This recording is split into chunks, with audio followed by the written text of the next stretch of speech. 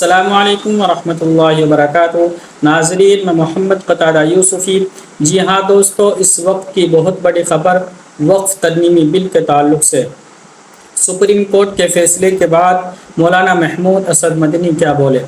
جمعیت علماء ہند کے صدر مولانا محمود اسد مدنی نے وقف ایکٹ 2025 کے سلسلے میں سپریم کورٹ کے عبوری فیصلے پر رد عمل کا اظہار کرتے ہوئے کہا کہ وقف با یوزر سے متعلق عدالت کا تبصرہ ہمارے لیے انتہائی تشویش کا باعث ہے، جس پر سنجیدہ غور و فکر نہ گریز ہے۔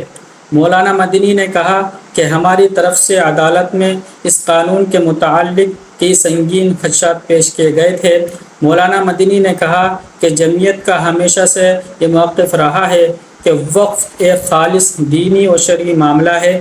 اس سے متعلق قانون میں ایسی دفعات شامل نہیں ہونی چاہیے جو اس کی مذہبی حیثیت کو مجروح کرے یا مسلمانوں کے حق مذہبی آزادی میں رکاوٹ ڈالے۔ لہٰذا سپریم کورٹ کا یہ عبوری فیصلہ اس وقت تک قابل اطمینان نہیں کہا جا سکتا جب تک وقف با یوزر کو مکمل تحفظ نہ مل جائے۔